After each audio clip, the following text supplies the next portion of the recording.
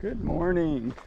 So today I'm going to do a little video about the surf wave and setting up the surf wave in our boat. Boat season is pretty much here if you're in California like I am. The lakes are all going to be full this season, which is fantastic. And if you're anything like my family, we've already been out surfing this year. So we're going to be out there a lot. And I'm going to see hundreds of comments popping up about how do I set up my surf wave. My boat sucks. I can't get it dialed in properly.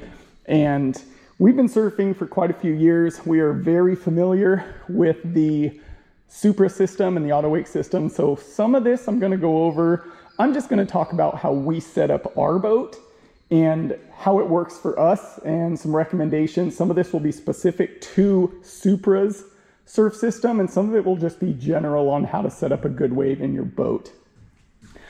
So let me get my shoes off here. One of the first things I want to talk about that I always tell everybody when they say I run 30% in the port side and I run 100% on the starboard side so I can surf goofy or whatever, I always say to everybody, fill them up 100%. You're going to get your biggest wave if you fill up all of your ballast. And some people are going to argue with me about that and say, well, I've done that and I can't get a very good wave out of it. Well, that's because you're not getting your pitch and roll set up properly. If you adjust your ballast settings to get your proper pitch and roll and you're not 100% full, that means your boat is not ideally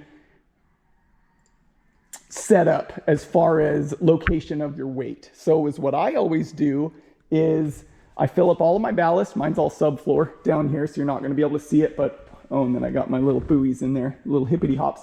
But I set up all my ballast 100% till they're dumping out the sides. Right out here, I'll fill them up till everything's dumping, and then I set up lead or people or whatever I want to properly dial in the pitch and roll that I want.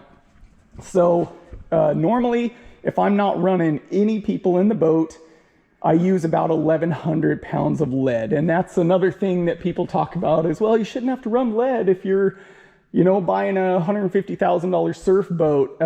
And I disagree with that because, let's see, if you look down here, maximum capacities, 17 persons or 2,500 pounds. They need those numbers to comply with the U.S. Coast Guard safety standards. So this thing will run 3,500 pounds of ballast and still be able to run 2,500 pounds of people and gear and whatnot. So I'm not normally running 17 pounds of people and 17 people, 2,500 pounds of gear. So I compensate with that by running lead. Now, if I run 1,100 pounds of lead, normally that's just when I have me and my family in here, something like that. I'm still covered by the Coast Guard numbers. If I'm running more people, say I run 10 to 12 people in here, I might run maybe 600 pounds of lead because I still want to meet those Coast Guard numbers. And something that's great, let me see, oh, no, hold on, let me unplug the charger. 1 second. Okay. Unplug that. Don't want to turn batteries on when the charger's plugged in. So let me look at this. One of the great things about Supra, if I could bring this up here, it's going to turn the blower on like it always does. There's the screen. Got the pitch and roll, swell, port, starboard, center. You hear the blower going. Let's get that turned off. So if we go into our surf settings, you have your wake number right here. The little yellow one shows what you're currently at, and the green one shows your potential. So when you completely fill up your boat, so right now the way it's all set up, my potential is pretty low. That's the maximum wake number that I'm going to be able to get with my boat weighted the way it currently is. When you fill it up with lead and you put the lead in the proper places, you want to see that green all the way up here at 1,000, just maxed out. That means you're going to be able to get the maximum potential out of this boat. If you just have no lead in here, a couple of people, it's going to tell you what your maximum potential is, and it might only be in the 50 to 75% range. So no matter what, you set up auto wake, it's going to fill the ballast up to where it's going to give you your desired pitch and roll numbers right here, pitch and roll. So I'll talk about the pitch and roll in a little bit. A lot of boats don't have that. That is paramount if you want to get your ideal wave. So is what I do is I have lead in the boat and I adjust the lead in the boat based on wanting to hit my pitch and roll numbers with full ballast. I surf at about 7.5 set point, which is a longer stretched out wave. Beginners, people that are more into surf style instead of skim style, will run anywhere between 8.5 to 10 degrees of pitch. That creates a shorter, more rampy wave. And the roll, normally, Wake 9 has awesome videos on setting up your numbers, but I'm not super specific, but usually around -2 to 3, which this thing works, think of it kind of like a clock. Negative goes backwards, so that's if you're surfing regular, and then positive numbers would be this way if you're surfing goofy. So if you're surfing on the starboard side of the boat. And when I'm surfing goofy, or whoever's surfing goofy, we'll usually run anywhere between, I would say 4 to 6 degrees of pitch. I run a little bit more pitch that way. And those give me the numbers that I want. When I have all my ballast completely full, if I'm not seeing those numbers, I will not drain ballast. I leave ballast 100% full. I leave about 4 lead bags, 200 pounds of lead, sitting in the center of the boat. All the rest is all hidden, so you'll never see it. You don't trip over it, but I will adjust those 4 lead bags to get the pitch and roll numbers that I want. And also, I'm trying not to adjust my smart plate too much. I'll only adjust that if everything's all set and the person wants a little bit of a difference of wave. But if you're running it 100% down, or if you're running it 100% so if 100% all the way down or 0% all the way up, 0% is not really that bad, but all the way down meaning you're negating some of your ballast. You're compensating because you're not getting the pitch that you want based on the way your lead is set up. So I usually want to keep it around the 50% mark. If I have it 50%, 40%, 30%, something like that, kicked up. I don't remember which way it goes, so sorry about that. But either way, kicked up. I prefer it kicked up a little bit more so it's not interfering with the water that's going underneath the boat. So then you have your wake amplitude. You're only going to use that if you're using auto wake. But full disclosure, I don't use auto wake hardly at all. The only thing I look at on the auto wake is the wake number, which actually doesn't really have to do with auto wake, except when you're setting your wake amplitude, and this is where it starts working its way down. But auto wake will try to fill and drain ballast, do all that stuff for you, which is cool. If, like, say I have kids that go out there, or I have a beginner that goes out there, instead of draining my ballast manually, I'm not worried about getting the maximum size wave that I want. I'll be lazy and I'll use the auto wake, and I'll just kick down the amplitude to 50, 40, 30%. If it's a little kid, I'll go to like 20%, and I'll just let the boat do its thing. And it works out fantastic. So, but if you have someone that's better out there that wants the biggest wave that they can get, I don't run the auto wake. I don't feel it gives you the biggest wave. I feel it gives you the most trouble-free wave, but not the biggest wave. So we're always going for the biggest wave when we're out here with people. So that's what we end up running. That's as far as. Now, people might ask, well, where do you set up your lead? Where do you put it? That's all irrelevant. In my opinion, that changes based on boat, based on where you put all your stuff. I'll tell you anyways, I run 200 pounds rear port, 200 pounds rear starboard. I think I run 100 pounds under this seat cushion here, 100 pounds under here. I think I run maybe I'll run 50 to 100 pounds. I think I run 200 pounds in the front of the boat, sometimes 300 pounds in the front. And then I'll usually have 4 bags kind of set up along here. When I surf and I want 7.5 degrees, I'll throw it in the very front of the boat. If someone else is surfing and they want more of an 8 to 9 degree pitch, I'll kind of throw it back here somewhere, maybe on this seat or something like that. And that's where I set up my lead. But, don't go by what I set up. Go by what's going to work to get the numbers that you want. If you have a boat that does not give you Pitch and roll, you're really just relying on the boat. You're kind of guessing. You know, I would suggest getting an app or something on your phone, setting it on the floor as you're surfing, kind of seeing what your pitch and roll is. That'll give you a good baseline of where a good surf wave is, where you get a good surf wave. But Supras, Moombas, they do that stuff for you. It's all on here. It's fantastic. The other thing is when you're setting up your pitch, like I said, I want 7.5%. If I go into, like, say, my wife's surf setting right here, I can, boop, there we go, and activate that. There we go. So hers setup is at 9. She's more of a surf style surfer. -2 is what the set point is. It's gonna dial that in pretty well. And then she's regular surf right there. We can go right and left, whatever we want to do. But 11.2, people are always asking the speed. What's the best speed to go at? Honestly, some people say slower gives you a bigger wave. I don't necessarily agree with that. Sometimes it will, but sometimes it won't. The size of your wave is all about displacement. The more weight you have in the boat, the more water the boat is going to displace. And the faster you move, the more it is going to push it out the back. The slower you go, it may push a lot of it out the back, but it doesn't necessarily mean it's going to create a larger wave. Sometimes if someone's surfing at like 10.8, thinking that's an ideal surf speed to give them a good rampy wave, I may secretly just kick it up to 11 and all of a sudden they're like, oh wow, my wave got taller and it's got more push now. Well, that's because the water is actually being displaced a little further back in the boat. It's changing the way the water is being displaced. So I like to surf it between 11.4 and 11.6 because I like kind of that long rampy wave that goes back for like 40 feet. And you know, people that need a lot of push or they want just that big old pocket to surf in, I'll usually keep them around 11.2 and get that pitch a little bit higher. So if you think about that, you know, the way the boat sits, it's displacing the water that pushes, the boat's going to push down in the water. That water is going to be displaced based on the weight of the boat.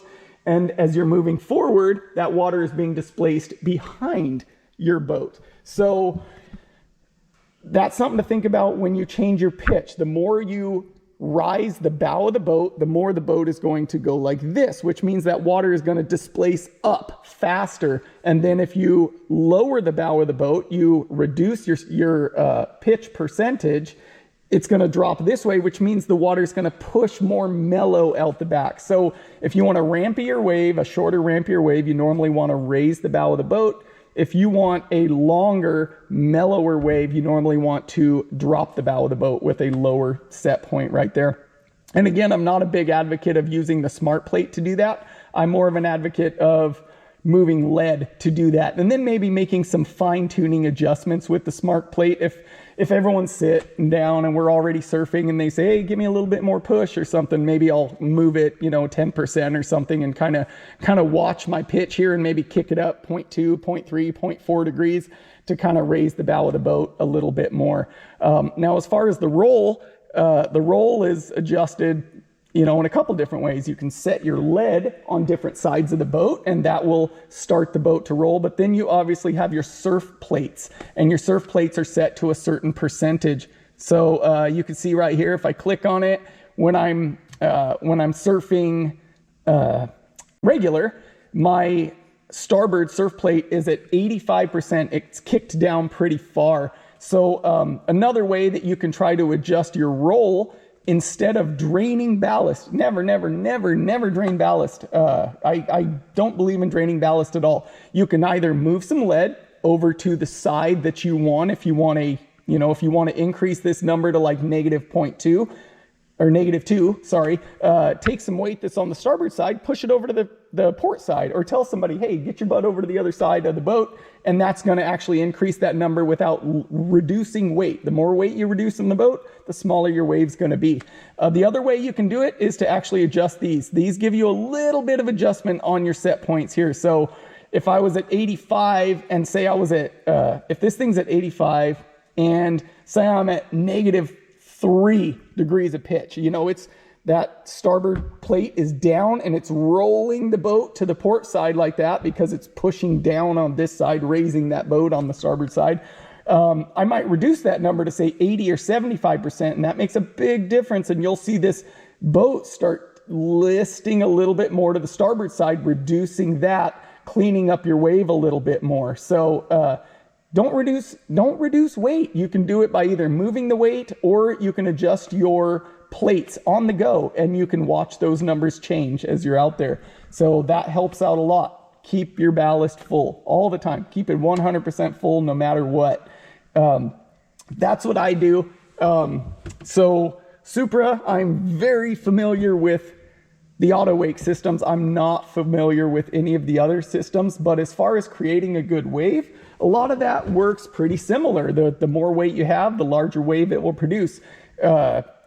Pitch and roll settings, those are, I mean, any boat, that's how it's going to work. I mean, there's a lot of those things out there. You can have the little things that stick to the side of the boat or whatever you're going to have.